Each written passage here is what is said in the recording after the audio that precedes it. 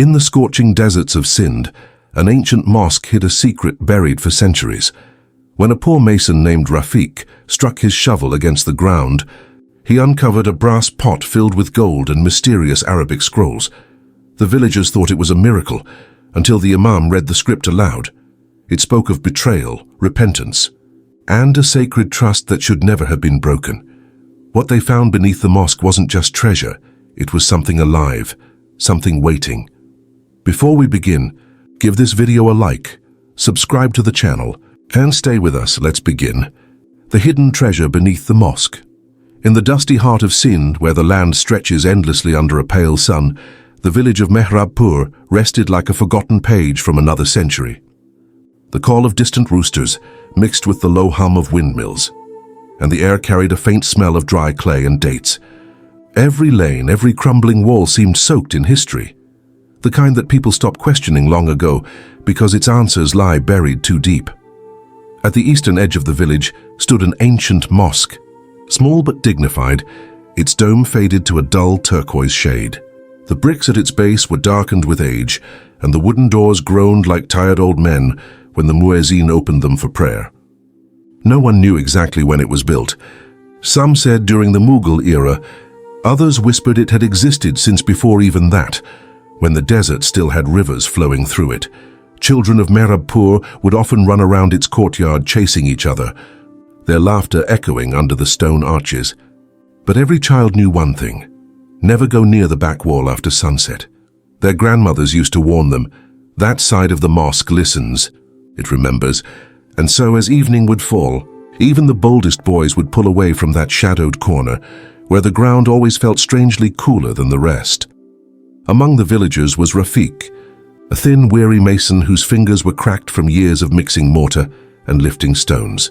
He was not known for much, neither rich nor respected, just quiet and hard-working. But inside him lived a curiosity that never aged. Since his boyhood, he had dreamt strange dreams, the kind that stuck to his soul. For the past several weeks, Rafiq had been seeing the same vision every night. He would find himself standing beside the old mosque under a red moon. From beneath the soil, a warm golden light would glow faintly, and a deep voice, neither man nor woman, would whisper, "Dig where the dawn kisses the shadow." Every time he awoke sweating, heart racing, his wife Sakina would shake him. "Another dream?" She'd sigh. "You think too much, Rafiq. Dreams are not for poor men to chase," but he could not forget. One afternoon, after the Friday prayers, when the last of the worshippers had left and the sound of sandals faded from the dusty road, Rafiq lingered behind. He stared at the mosque's eastern wall, the same wall from his dream. The air was heavy and still. Even the pigeons under the dome were quiet. He glanced around to make sure no one was watching. The Imam's house door was closed, the bazaar far down the road. Slowly, Rafiq knelt beside the cracked foundation where the plaster had peeled away. The smell of damp earth rose as he dug with a small iron trowel he always carried for work.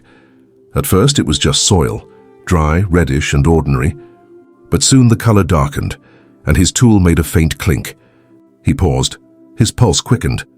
Gently he brushed the dirt aside with his hands, and then he saw it, a curved rim of dull metal buried deep and greenish like something asleep for centuries. Rafiq froze, eyes wide. He cleared more of the soil until the full shape emerged. A brass pot, sealed with a lid carved with strange floral designs. Its handle had nearly rusted away, and moss had grown around its base. He ran his fingers over it, trembling. For a long moment he just sat there, the evening wind brushing his face. The muezzin's voice began calling for Asr prayer, "Allahu Akbar, Allahu Akbar," echoing softly from the minaret above. It felt as if the world was holding its breath. Finally, he pried the lid open. A dull glint struck his eyes. Gold. Inside the pot lay a tangled heap of jewelry. Bangles, anklets, coins, rings, each coated with a thin layer of dust but still shimmering faintly in the fading light. Some were studded with red stones, others with tiny inscriptions in Arabic script. Beneath the jewelry lay folded parchment, brittle and yellowed, covered in dark ink that had bled at the edges with age. Rafiq's throat went dry. He reached out and carefully unfolded one of the papers. The writing was elegant but strange, lines of Quranic verses mixed with words he could not understand. Something about Amanat and Zulm and Kabar. He did not know the full meaning, but the rhythm of the words gave him chills. Then, from behind him, a whisper. He turned sharply. No one. Only the desert wind moving the grass, the mosque wall silent and still. Yet the sound came again, faint, like the echo of someone breathing just beneath the earth. He whispered a trembling, Bismillahir-Rahmanir-Rahim. But the air grew colder. His candle flickered and died, though there was no breeze. Rafiq quickly covered the pot again and looked toward the mosque's door. For a moment, he thought he saw a faint shape standing in the shadows, a tall robed figure whose face was hidden by light. When he blinked, it was gone. He stood there frozen, his heart pounding so hard it hurt. Finally clutching the pot, he stumbled home through the narrow alleyways. The sun set bleeding across the sky like fire. Behind him, the ancient mosque loomed silent. But as he reached the bend near his house, he thought he heard something. A slow, rhythmic thump coming from beneath the ground, steady and deep, like a heartbeat echoing through the soil of Mehrabpur. Rafiq did not look back. That night, the air over Mehrabpur was unusually still. The moon hung low and full above the village, bathing the crooked roofs and palm trees in silver light. Crickets sang from the thorn bushes, and the faint rustle of wind passed through the broken windows of the old mosque. Inside his small clay house, Rafiq sat cross-legged on the floor, the brass pot before him. His wife Sakina had long since gone to sleep, her breathing steady beside their 2 children. But Rafiq couldn't close his eyes. The weight of what he had found pressed on his chest, like a secret too heavy to breathe around. The jewelry, now half cleaned with an old cloth, shimmered softly under the oil lamp. He reached for one of the bangles, a thick twisted piece of gold set with a single ruby. When he turned it over, he noticed a faint engraving on the inner curve. For the house of Allah kept in trust. A chill ran down his spine. He remembered the parchment lying beneath the ornaments. Gently he unfolded it again. The Arabic writing was beautiful but ancient, and many of the words had faded. Yet one line stood out clearly.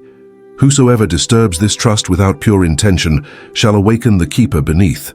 Rafiq stared at the words, his mouth dry. The keeper beneath? What did that mean? Was it just old superstition, or was there something truly lying under that mosque? He looked toward the door. The wind had picked up outside, hissing softly through the cracks. Somewhere in the darkness, a dog barked once and went silent. The next morning, Rafiq rose before dawn and went to the mosque for Fajr prayers. He carried the pot wrapped in a sack, planning to show it to the Imam, an old man named Maulana Karim who had served there for 40 years. When Rafiq entered, the mosque was empty except for the Maulana, sitting on a woven mat with his tasbih beads moving between his fingers. The oil lamp flickered beside him, casting long shadows against the cracked walls. Maulana Sahib, Rafiq began softly, setting down the sack. I found something yesterday while repairing the wall outside. The Imam looked up, his lined face calm but curious. What did you find, Beta? Rafiq opened the sack slowly, revealing the dull brass pot. The Maulana leaned closer, squinting. Subhanallah. This looks very old. Rafiq then removed the jewelry, placing each piece carefully on the mat. The glow of gold reflected in the old man's eyes. But when Rafiq unfolded the parchment and handed it to him, the Imam's expression changed. His brow furrowed deeply as he read the script. Where exactly did you dig? He asked, voice suddenly sharp. Behind the eastern wall, Rafiq said. I swear I meant no harm. The Maulana raised his hand. You must not touch that soil again. Do you understand? Rafiq blinked. Why, Maulana? What's written there? The old man's lips trembled. This writing speaks of an Amanat, a sacred trust buried by a Sufi centuries ago when the old mosque was first built. It was meant to remain untouched until Judgment Day, or until one with divine guidance revealed it. The papers say it guards something deeper than gold. Rafiq felt his stomach twist. But it was only this pot.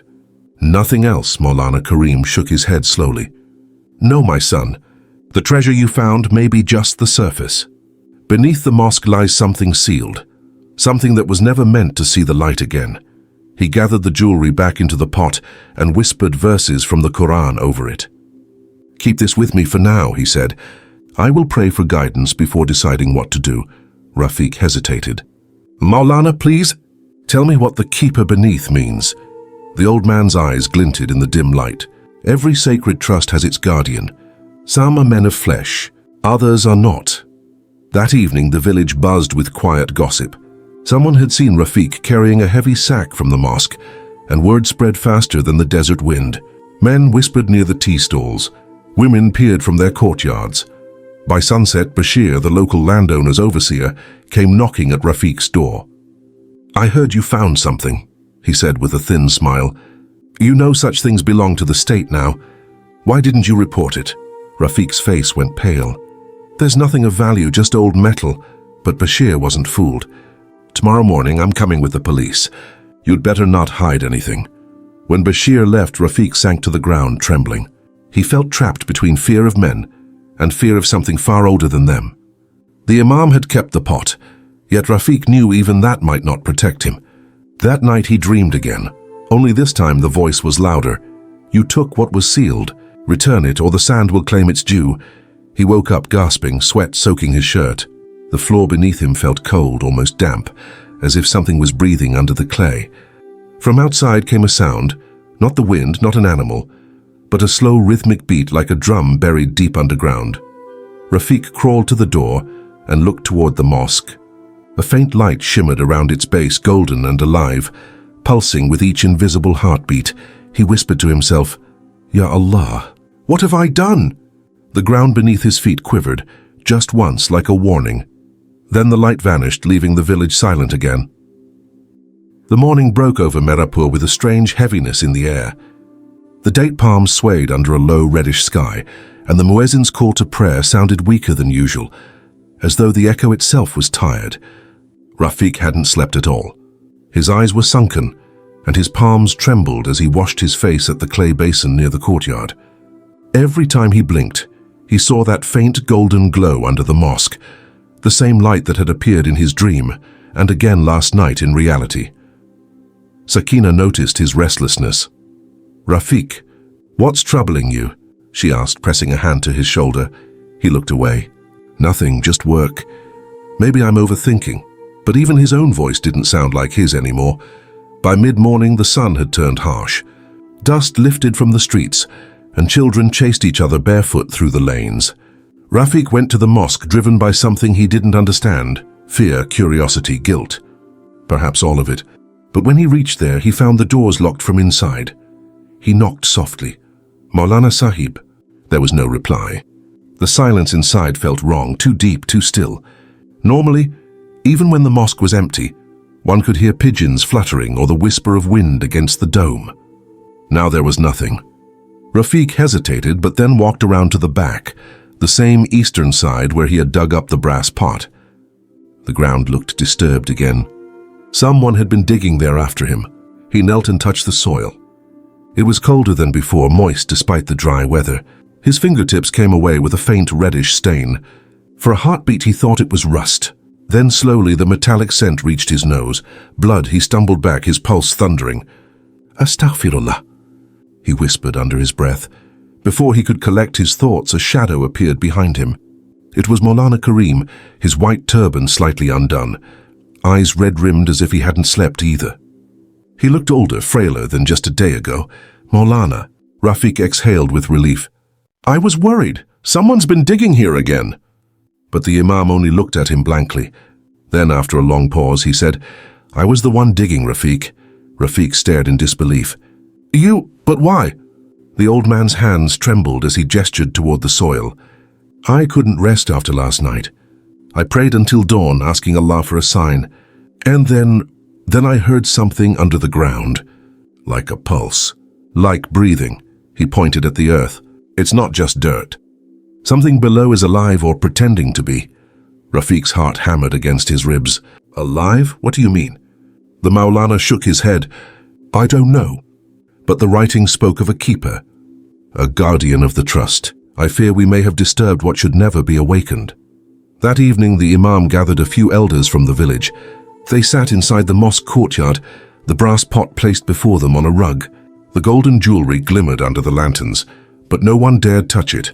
Old Haji Munir, the village head, spoke first.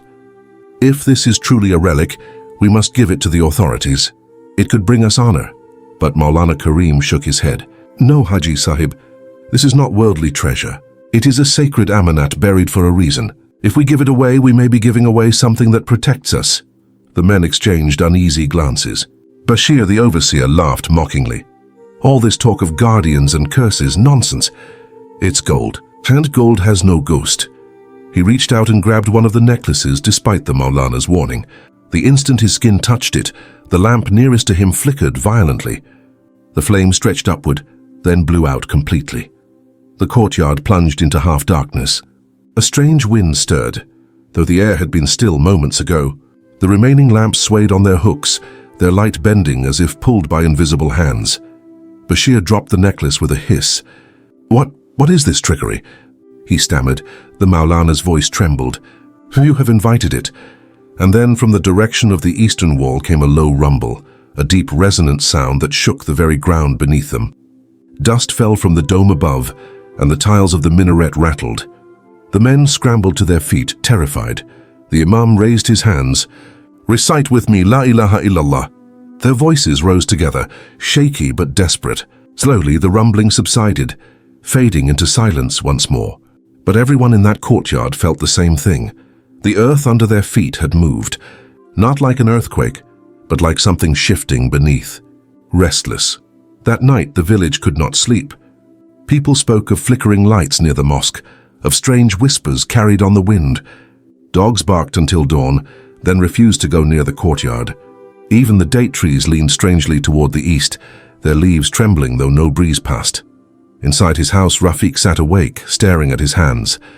They were still coated with faint traces of red soil. His wife tried to comfort him, but his eyes remained fixed on the door. "I can't stop hearing it," he muttered. That sound. The beating under the earth. Like something calling. Sakina grew frightened. "You mustn't go near that place again, Rafiq, promise me." But he couldn't promise. Deep inside him, something stronger than fear had begun to grow. Curiosity, a strange pull he could neither explain nor resist. He felt as though the ground itself wanted him back, and as midnight came, he heard it again, soft but clear, a rhythmic thump rising from deep beneath the village, slow and steady, echoing like a hidden heart. Rafiq rose quietly, took a lantern and stepped outside. The world was bathed in moonlight, and the mosque at the end of the lane glowed faintly. As if breathing, he whispered, "Forgive me." "Ya Allah," and walked toward it. Behind him the door creaked open slightly. Sakina, half awake, saw her husband's shadow fade into the silver fog, and though the village lay silent far beneath its soil, something stirred, something old, patient, and newly awake.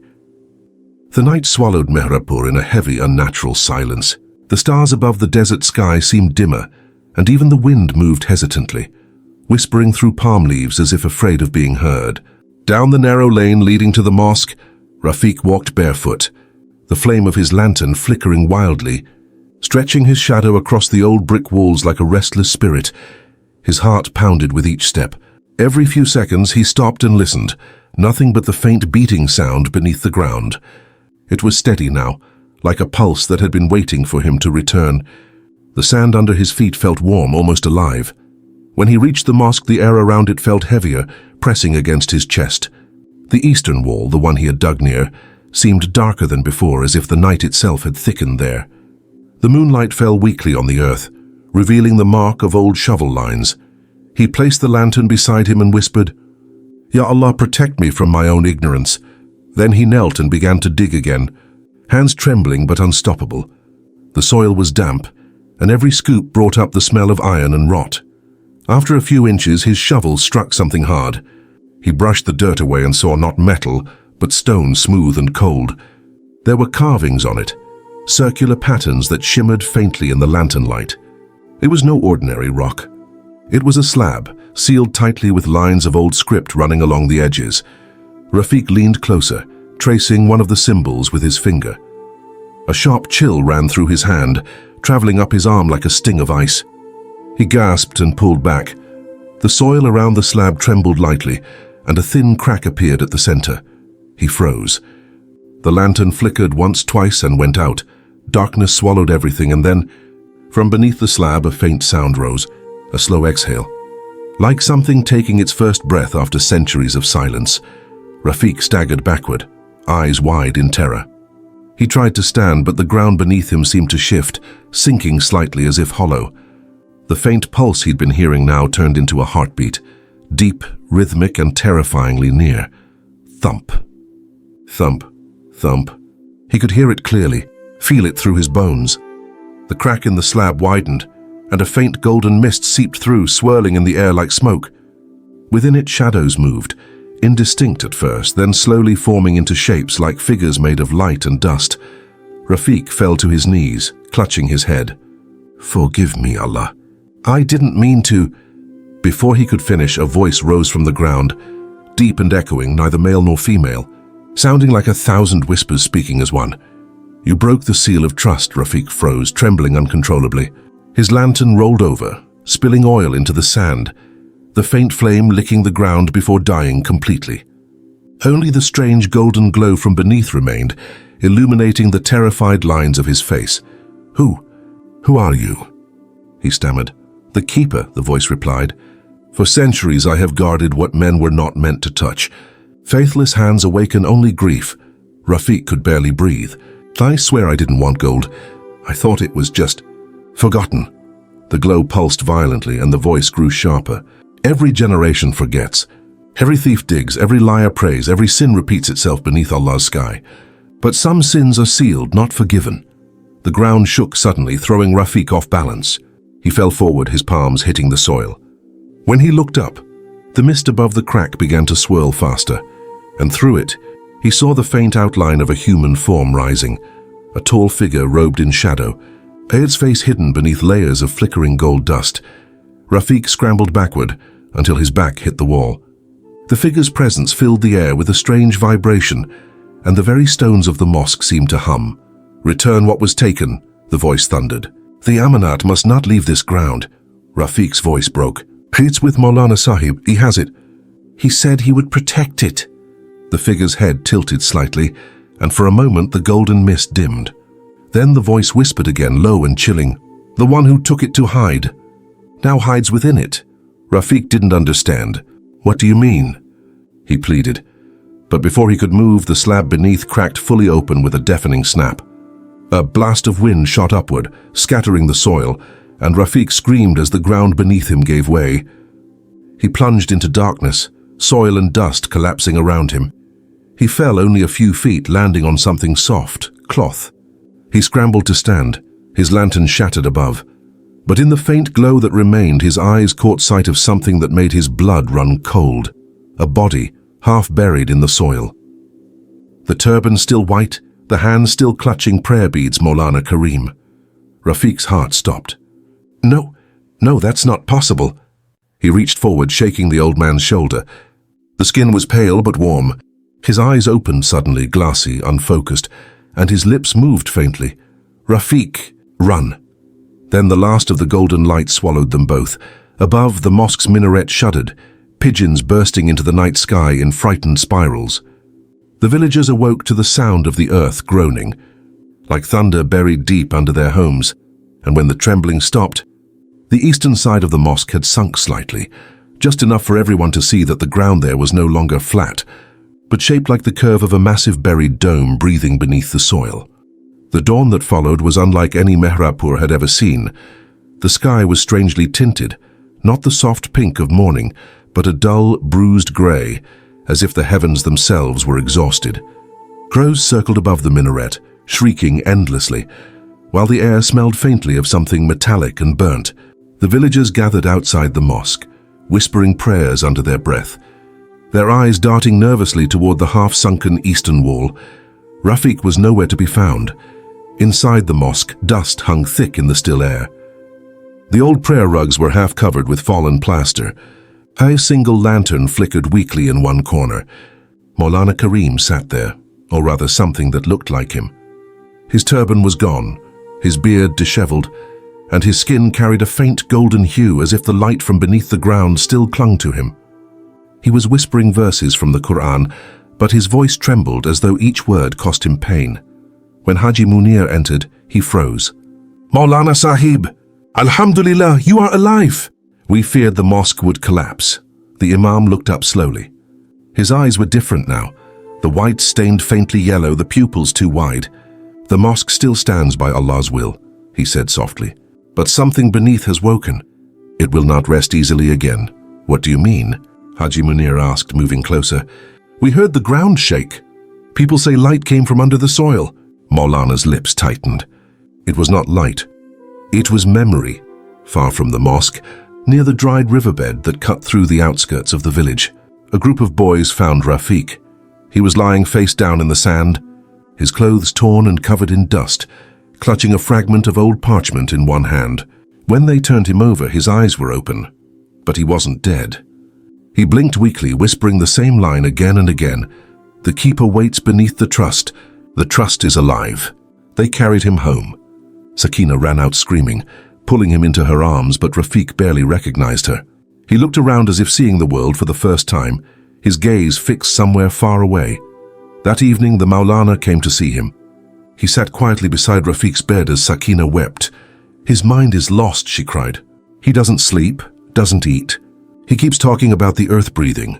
Maulana Karim placed his hand gently on Rafiq's forehead. The man's skin was cold, yet faintly glowing, not with fever but with something unnatural.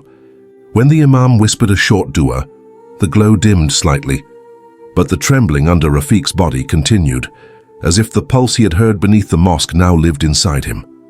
"I will take him to the mosque tomorrow," Maulana said finally. "He was chosen by the Amanat. The trust won't leave him until it's complete." That night, Mehrabpur did not sleep. The dogs howled without pause, and the earth gave off a faint rhythmic vibration, subtle but constant, as though the desert itself had a heartbeat. Some villagers swore they saw figures walking near the mosque courtyard, tall silhouettes that faded when approached. Others claimed to hear a low chanting beneath the wind, repeating the same Arabic phrase over and over. "La takun al-amana," do not betray the trust. Inside his house, Sakina held her children close, whispering prayers into their hair. Rafiq sat near the doorway, staring into the dark street. His face was blank, his lips moving silently. He could still hear the keeper's voice in his mind, deep and distant like thunder trapped under sand. When the call for Fajr prayer came, he rose slowly and walked out. The moment his bare feet touched the cold earth, the trembling in the ground seemed to respond, faint at first, then growing stronger. The sand rippled slightly around his steps. He turned toward the mosque. The Maulana was already waiting at the gate. He looked older than ever, yet his eyes burned with a strange light. "It's time," he said. Rafiq nodded. He no longer questioned what time meant. Something inside him understood. Together they walked to the eastern wall. The villagers watched from a distance, too afraid to come close. The sun had not yet risen fully, and the light was a dim blue-gray, making everything look ghostly. "Here," Maulana whispered, pointing to the sunken ground. "This is where the Amanat sleeps." Rafiq knelt, pressing his palm to the soil. Instantly the earth pulsed beneath his hand, once, twice, like a living thing greeting him. The same golden light began to seep through the cracks, painting their faces in a warm, eerie glow. The Maulana began reciting from the Quran, his voice steady, though his hands trembled. As he reached the verse, "Wa inna lillahi wa inna ilayhi raji'un," the soil shifted. The slab they had uncovered before now lifted slightly, as if moved from below. The sound was deep and resonant, vibrating through their bones. And then slowly something rose from the opening. It wasn't a body this time. It was an object, a small chest made of carved stone, its edges glowing faintly with golden inscriptions. The air around it vibrated with low hums, and every lantern in the village flickered at once. Rafiq reached forward instinctively, but the Maulana stopped him. "No, only the chosen may open it. Once opened, the trust cannot be undone." "But I didn't choose this," Rafiq said, his voice trembling. Maulana looked at him sadly. "Neither did those before you. Yet it always finds the one who disturbs it." As the first rays of sunlight touched the dome of the mosque, the chest opened on its own. A burst of golden light spilled out, brighter than fire yet soft as dawn. The villagers fell to their knees, shielding their eyes. Inside the chest lay not treasure, not jewels, but dust, glowing softly like embers of memory. And in the middle of that dust, a scroll wrapped in silk. The Maulana took it reverently, unrolling it with trembling fingers. The writing inside was clear and beautiful, a warning, a message from centuries past. To those who live after, know this. Beneath this mosque lies the mark of men who betrayed their oath. The gold they offered to God was stolen from the poor, so it was buried with their repentance, sealed with blood and guarded by faith. Whoever breaks the seal without purity of heart shall bear their guilt. The Maulana's voice cracked as he read the last words aloud. It was never treasure, he whispered. It was their sin, sealed so that no one may profit from it again. Rafiq stared at the chest, tears rolling down his dust-streaked cheeks. The ground beneath them began to tremble again, softly this time, like a sigh of relief. The golden light faded, absorbed back into the earth, and when it was gone, the air felt lighter, cleaner, as if the desert itself had exhaled after holding its breath for centuries. The villagers say the mosque never shook again after that day. Rafiq recovered slowly, though his eyes always carried a distant sadness. Sometimes he would walk to the eastern wall and sit there for hours, palms pressed to the soil, listening. When asked what he heard, he always smiled faintly and said, "Only silence." But beneath that silence, something peaceful, like forgiveness, finally found its way home. The sun climbed higher, but Mehrabpur remained under a shadow that no daylight could lift. The villagers went about their chores in silence, glancing at the mosque's eastern wall with fear that deepened every hour. It now stood slightly slanted, the dome's mosaic cracked like dry skin. No one dared to step close, yet everyone felt that something beneath still breathed. Rafiq had barely spoken since that morning. He sat alone beside the dried riverbed, his eyes sunken, face covered in dust. He carried no tools now, only the small cloth bag that held the torn parchment he'd clutched when they found him. Its ink had nearly vanished, but one phrase remained clear. The blood of betrayal sleeps in prayer. He didn't know what it meant, yet the words gnawed at him like an unfinished sentence echoing in his mind. When Maulana Karim came to meet him, the old man's steps were slow, uneven. His beard, once white, now had streaks of pale gold shimmering faintly in sunlight. "Rafiq," he said, lowering himself beside him, "the Amanat is at peace now. The trust has been sealed again. Do not trouble your soul further." But Rafiq didn't look at him. "If it was peace, Maulana, why can't the earth stay still? Why do I still hear it beating at night?" The Imam hesitated. "Because some debts are not easily forgiven." They both sat in silence. Far away, a dust storm was forming, a swirling haze on the horizon moving slowly toward the village. The sky dimmed, and a low hum spread through the air like the deep note of a hidden drum. That night, the storm arrived. Winds roared across Mehrabpur, slamming shutters and tearing palm leaves from their trunks. Sand stung the skin like fire. Families hid inside their homes, reciting prayers as roofs trembled. Yet through the chaos, one place glowed faintly, the mosque. A soft golden light pulsed from within, steady as a heartbeat. Rafiq couldn't resist. He rose against the wind, clutching his lantern, and staggered toward it. The storm howled, but the path seemed to clear for him. Behind him, Sakina's cries vanished in the roar. When he reached the courtyard, the air was thick with dust, but he could see through it, dozens of shapes moving in the light. Human forms, translucent, dressed in robes of another age. They walked slowly around the mosque, their lips moving in silent prayer. Rafiq's knees buckled. "Who are you?" he shouted into the storm. A woman's voice answered from nowhere and everywhere at once, soft as wind yet heavy with grief. "We were the ones who built this house. We brought gold for its walls, silver for its lamps, and lies for our souls." Rafiq looked around wildly. The figures began to fade, leaving only trails of light behind them. Then from the center of the courtyard, a new glow rose, bright and alive. The sand swirled outward, forming a perfect circle. Inside that circle, the ground cracked open, revealing a small cavity lined with stone. Within it lay bones, human, fragile, bound together with strands of rusted chain. Rafiq staggered closer. "What is this?" The voice whispered again. "Those who sinned buried their repentance. Those who repented buried themselves." He fell to his knees, tears cutting lines through the dust on his face. The bones shimmered faintly, And in that shimmer he saw faces, men and women, hands stained with gold dust, eyes hollow with regret. Ya Allah, he wept, how many times must we pay for what we forget? The wind suddenly died. The storm broke apart as quickly as it had come. The golden glow dimmed and faded, leaving only the stillness of night.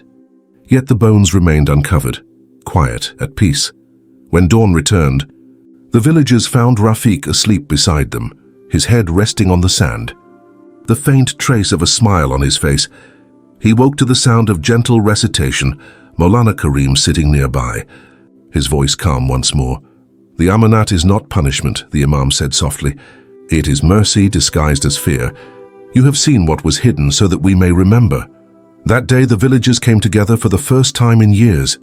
They cleaned the mosque, repaired its dome, and prayed together until sunset. The bones were reburied with honor, and the chest of dust sealed beneath them again, not as a curse, but as a reminder. When the final prayer echoed through the air, the earth gave a single quiet tremor, then fell silent forever. From that day on, the people of Mehrapur said the mosque no longer whispered, no longer breathed, but when you pressed your ear to its walls during prayer, you could still hear something faint, a heartbeat, calm and slow like a world finally forgiven. Years passed, but the memory of that storm and the light beneath the mosque became the spine of Mehrapur's folklore. What was once fear turned into reverence. The villagers told their children that their mosque was alive, not with ghosts, but with the weight of truth that refused to die. Each generation added its own details. Some said the buried gold had melted into the soil, sanctifying it. Others whispered that the faint heartbeat beneath the mosque was the pulse of divine forgiveness itself, a reminder that repentance, once sincere, never ceases to breathe. But Rafiq, he changed in ways no one could quite explain. He no longer worked as a mason. His tools rusted away behind his house. He spent most days sitting in the mosque's courtyard, tracing verses of the Quran in the sand with a wooden stick. Sometimes he would stop and listen, as if waiting for an answer. People called him Rafiq Darvesh now, half with respect, half with unease. His eyes had grown distant, grey at the edges, yet when he looked at you it felt like he could see straight through your soul. Children loved him, though. He told them gentle stories about honesty, trust, and how the earth itself remembers what people forget. One evening, as the sun sank low and the call for Maghrib prayer echoed over the fields, a stranger arrived in Mehrapur. He came on a tired brown horse, his coat dusty, his eyes sharp. A government officer from Hyderabad sent to investigate the incident villagers still murmured about. His name was Inspector Salman Qureshi, a man known for his skepticism and stern logic. He was greeted with wary respect. The village head, Haji Munir, offered tea and described everything, the light, the shaking, the discovery of bones. Salman listened without interruption, his brow furrowing deeper with each detail. Ancient tunnels, old graves, maybe gas beneath the soil, he said finally. You people have turned science into superstition. But when he visited the mosque that night, his confidence began to fracture. The place was silent, more silent than any building should be. Even his footsteps seemed swallowed by the floor. The air felt charged, like the moment before a thunderstorm, but with no sound, no wind. He placed his hand on the wall out of curiosity, and a faint vibration met his palm. He jerked back, startled. Maulana Karim's voice came from the shadows. Not everything unseen is unreal, Sahib. The inspector turned. The old Imam was standing there, leaning on his staff. You believe in God, do you not? Maulana asked gently. I believe in truth, Salman replied. Then know this, said the Maulana. Truth is older than knowledge, older than your science, older than mine. It lives here. He tapped the ground with his staff. Salman frowned. And what truth hides beneath this place? The Maulana's gaze drifted toward the eastern wall. The truth of broken promises. The first men who built this mosque used wealth stolen from the poor. They sought forgiveness, but their repentance was buried with them. The Amanat you heard of, it was never treasure, Inspector. It was their guilt turned into light. Salman exhaled heavily. Guilt doesn't glow. The Maulana smiled faintly. It does when Allah accepts it. That night, curiosity overpowered skepticism. The inspector waited until the village slept. With a torch in one hand and a small spade in the other, he returned to the mosque. He walked straight to the eastern wall. the same cursed spot that had haunted the village for decades. At first, the soil felt ordinary, but after a few inches, his torch began to flicker. A warm draft rose from beneath, though there was no hole yet. He kept digging. The deeper he went, the heavier the air became, pressing against his chest like invisible hands. Sweat drenched his back despite the cold. Then his spade struck stone, the same slab Rafiq once uncovered. He brushed away the dirt, revealing the same carved patterns. The markings were faint, but the air seemed to pulse with each one. He leaned closer. "So it's real," he whispered. But when his hand brushed the surface, the ground trembled slightly. Not violently, but enough to make his heart race. The sound that followed wasn't thunder. It was a deep, rhythmic beat, slow and patient. Thump, thump, thump. Salman froze. The torch flickered wildly, shadows dancing on the walls like living things. The heartbeat grew louder, vibrating through his knees, his ribs, his skull. He stumbled backward, but his foot caught the edge of a loose tile, and he fell, his torch clattering beside him. The flame went out, plunging him into darkness, and then, in that suffocating silence, he heard a voice, the same whisper that once spoke to Rafiq, now colder, older, and heavier. "This trust is not for thieves nor doubters. It is for those who seek forgiveness, not proof." Salman's breath caught. "Who are you?" "I am the memory of what men hide beneath prayers." A faint golden glow returned, seeping from the cracks, illuminating the inscriptions. Salman stared, mesmerized. In that glow he saw faces, the same spectral figures Rafiq once saw. Men bowed in endless prostration, their shadows kneeling upon gold. Then all at once, the light vanished. The inspector stumbled out of the mosque, gasping. The villagers found him the next morning, sitting outside the gate, face pale as ash. He said nothing, only stared at the rising sun as though trying to unsee the night. When Haji Munir asked what he'd found, Salman's voice was barely a whisper. "There's nothing down there. But what you've buried isn't gone. It remembers." A few weeks later, he left Mehrabpur, refusing to speak of the matter again. Rafiq continued his quiet life near the mosque. Sometimes he would smile at strangers and say, "The world thinks it hides its sins under earth and stone, but the earth has its own book, and every prayer, every lie, every tear is written there. And every year, on the anniversary of the storm, when the wind turned golden at dusk, the people of Mehrabpur gathered near the mosque to pray. They didn't dig anymore. They didn't fear anymore. They simply prayed, because they had learned the oldest truth of all, that beneath the ground, beneath the silence, beneath everything that lives or dies, the earth remembers, and sometimes when it chooses, it speaks." The years rolled by and Mehrabpur changed as quietly as the wind that shaped its dunes. The young boys who once threw pebbles near the mosque had grown into men. The women who whispered prayers for rain now watched their granddaughters fill earthen pots at the well. New homes rose, painted with color, but the old mosque, faded, solemn and eternal, remained untouched.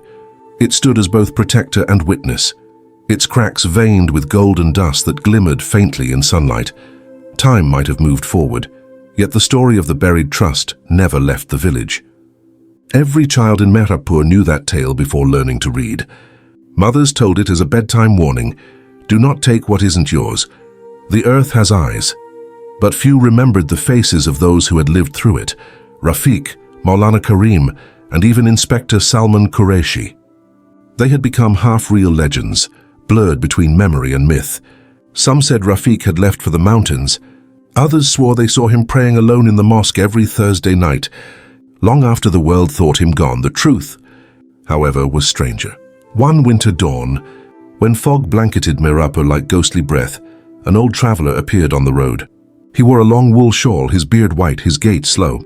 His eyes, though dimmed by age, burned with the same restless fire the villagers once saw in a young mason decades ago. It was Rafiq. No one recognized him at first. The children followed him, curious about the walking stick with tiny Arabic letters carved into its side.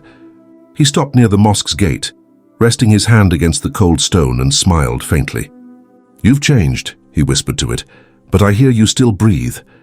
Inside, Maulana Karim's successor, a young Imam named Yusuf, was leading Fajr prayer. When he finished, he found the old man sitting silently by the eastern wall, gazing at the ground as if it might answer him. "Baba," Imam Yusuf said respectfully, "you're new here?" The morning is cold.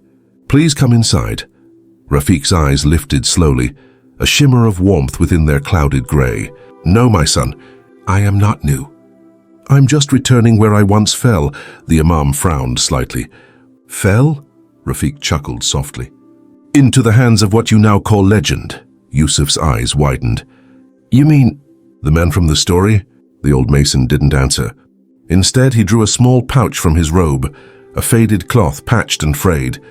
He placed it on the ground before the Imam. Inside was fine, golden dust, shimmering faintly, and a single folded parchment. "I kept this part of the Amanat," he said quietly, "the one that called my name in dreams. I left it sealed until now." The Imam hesitated, torn between reverence and fear. "Why bring it back?" Rafiq smiled faintly. "Because the world forgets too quickly. I'm the last who remembers that the light below was not a curse. It was forgiveness waiting to be heard." As they spoke, the dawn began to thicken into gold. Rays of sunlight slipped through the cracks in the dome, falling directly on the old wall, the very place where the slab once lay. Dust motes danced like drifting stars in the light.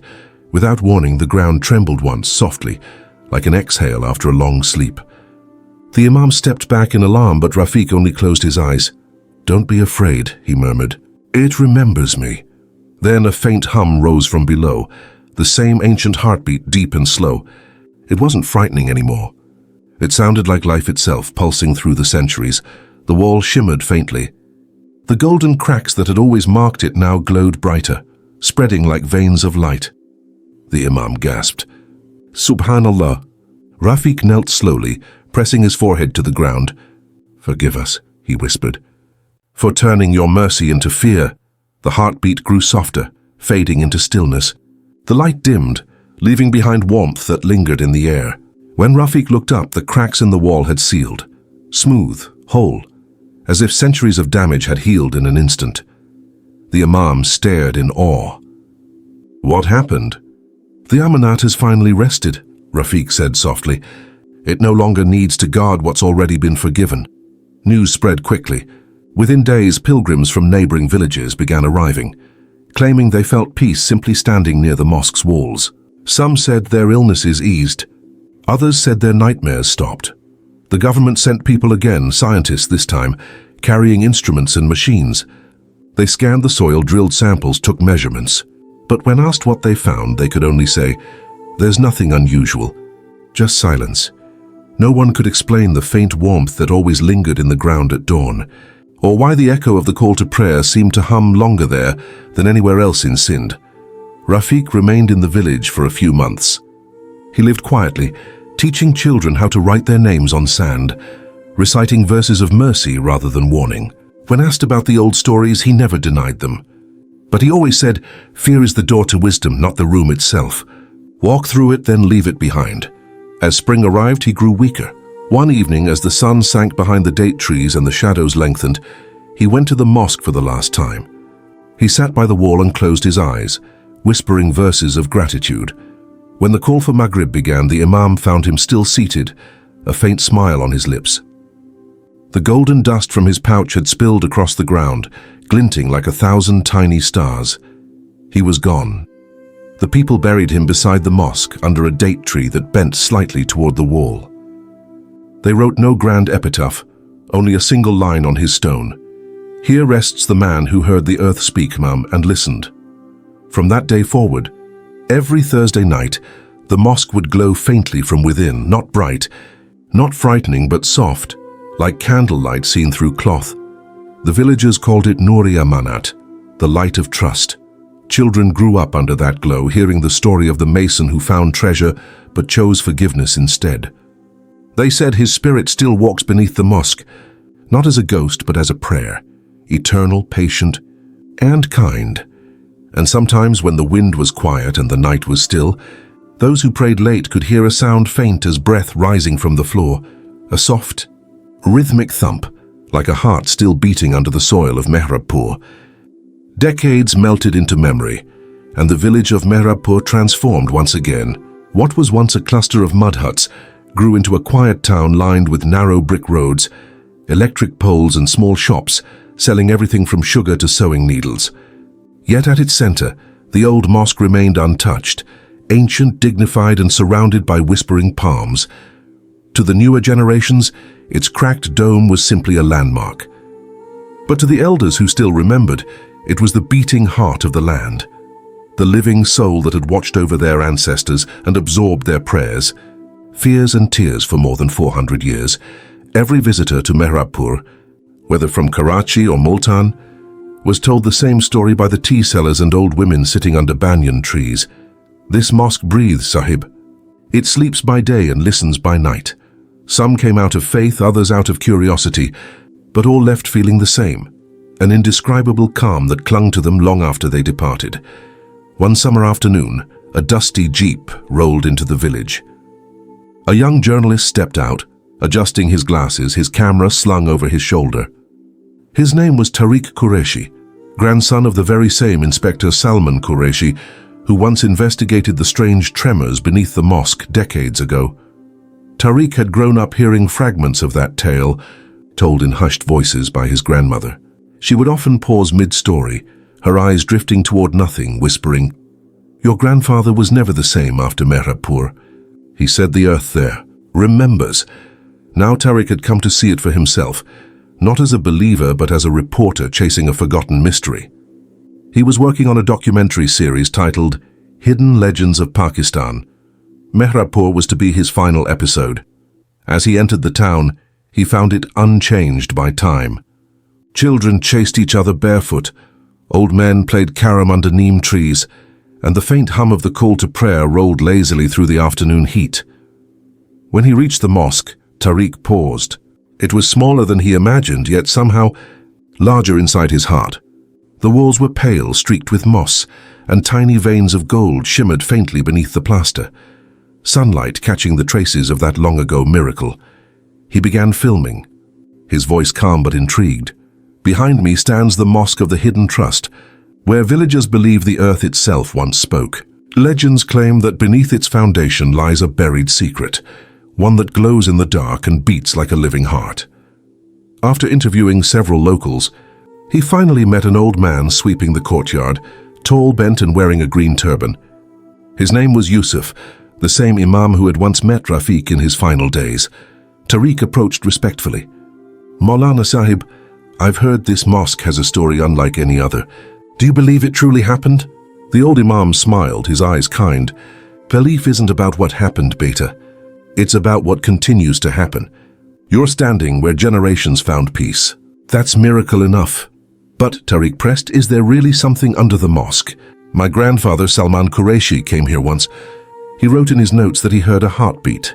The Imam's expression softened. "Our Qureshi Sahib's grandson. He was a brave man. He heard what most men run from, the truth that cannot be measured by instruments." He pointed toward the eastern wall, its surface smooth, golden veins glinting faintly. "Do you see that shine? It wasn't painted. It appeared one morning, the day Rafiq Darvesh left this world. Since then it never faded." Tariq knelt and ran his hand over the stone. It was warm, almost unnaturally so. He frowned, placing his ear against it. Nothing. Then faintly, like the distant murmur of the sea, came a sound. Thump, thump, thump. He jerked back, breath catching. What is that?" The Imam simply said, "A prayer that never stopped." That night, Tariq stayed in a small guest room beside the mosque. He planned to record more at dawn, but as the village slept, the air grew heavy and still. A strange silence settled, the kind that feels too deep to be natural. He woke suddenly, sensing something. Through the small window, he saw a faint golden mist rising from the courtyard, soft, pulsing, and alive. Grabbing his camera, he stumbled outside. The mosque glowed faintly, its dome bathed in that same ethereal light. Shadows moved across the courtyard, not solid forms but outlines made of dust and radiance. They knelt, bowed, and whispered, their voices weaving like wind through reeds.